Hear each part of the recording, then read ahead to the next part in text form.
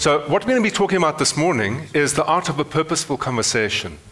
And a purposeful, the reason that, let me tell you what inspired this. Every now and then on radio, we invite entrepreneurs to come on radio and for 20 seconds or 30 seconds, pitch their businesses.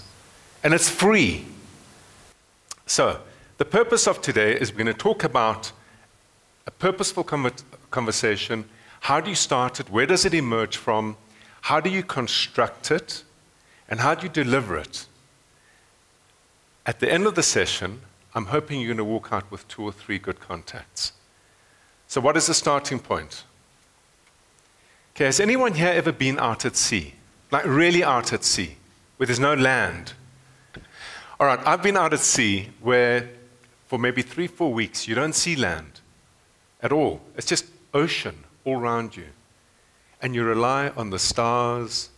You know that thing called a sextant?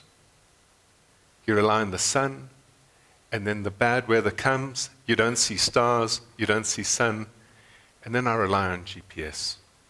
But the fact of the matter is that as entrepreneurs, it's no different to really, in building your business, it's no different to sailing.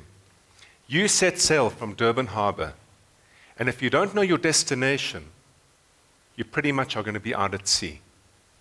And here's the thing, that when we start our businesses, we say yes to everything and anything, in fact, that can create cash, because we are terrified of not having cash flow. And in many ways, that sets us off course. We sail from Durban Harbor, we think we're going to Hong Kong, then suddenly it looks like Mumbai's got more opportunity. Then we change our minds and think that actually Maputo's closer. And before you know it, we're out at sea with no food, fuel, or water. And that's where so many of us find ourselves. It's incredibly frustrating. And it's got nothing to do with your individual ability as a person. There are people out there, not as smart, not as passionate, not as hardworking, who've gotten it together. It's a technique of how you build a business. The starting point behind that technique is to start with the end in mind. What is my destination? So the starting point is, why do we do what we do? I'm going to argue that there's a single purpose to an entrepreneurial endeavor, a single purpose. And if this is not your purpose, I'm going to urge you to reconsider why you're doing what you're doing. And the single purpose is that as an entrepreneur, you want to build an asset of value. An asset of value is a business that of a day, it could be successfully and cleanly sold. An asset of value is a business that if you've got a good growth program in place, you'll be able to easily raise funding. And an investor will want to get involved in your business. If those 2 things are not the objective behind what you're doing, I'm going to urge you to relook at why you do what you do. And why is it important to build a saleable business? Did you know that 94.6% of businesses started never get sold? The reason that that's important is because for us as entrepreneurs, the sale of that business and the cash we get for that sale is often our pension. And if you're a young entrepreneur who's starting a dynamic business and you don't intend to build it into a big business, but rather you have chosen to build it into a nice asset, you want to make a sale on that asset, clear maybe 5, 10, 15 million rand on that sale, that's called a liquidity moment. And that liquidity moment in an early stage entrepreneurial career is what provides the platform for you to grow the next business and the next business thereafter as a professional entrepreneur. So Clive came to see me about 6 years ago.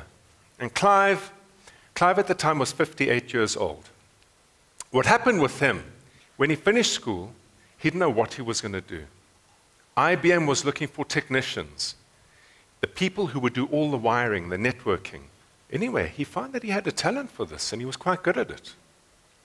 IBM then decided to make a political move and leave the country as part of the sanctions-busting era. So they turned around to some of the young technicians who had done well and said, hey, listen, we don't want to leave our clients stranded. What we're prepared to do is actually offer you a collection of clients, and you can service them on behalf of us, and through that, start your own business. Clive took the opportunity. Who wouldn't? He landed up being ridiculously good at this. He had a staff of 68 people under him. So, at 42, 43, he wasn't feeling well one day in the morning, and before he knew it, an hour later, he was in intensive care. You see, he had a small heart attack. Stress was unbearable.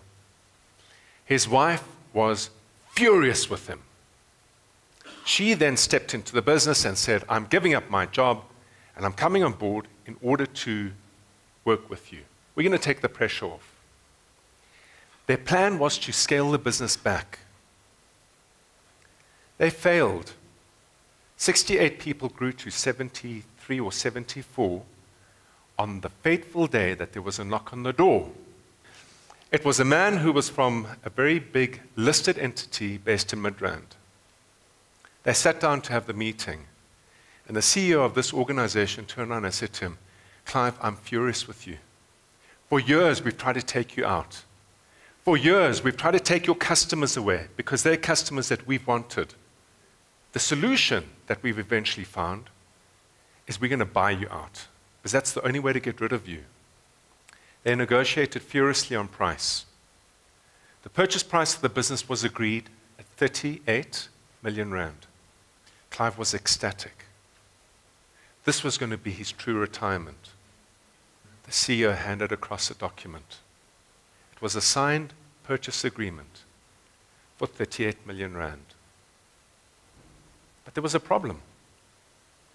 The problem was that the 38 million rand would be paid as follows. 3 million rand down. And then for the next 5 years, Clive would have to generate profits specified in that contract. When Clive looked at this, he suddenly realized, in fact, there was no deal to be done. So Clive now is 63, 64, and he's wondering what went wrong. He gave me the due diligence report. And you know what the real conclusion was behind it? Clive, you are the business. I can't buy you. Clive never built his business into an asset of value. Clive, on the face of it, is a very successful individual. He's sitting there today at the age of 64, and we are rebuilding that business into a completely different form. Because until it can be built into an asset, it can't be sold. What are the 3 things you've got to do this and get it right?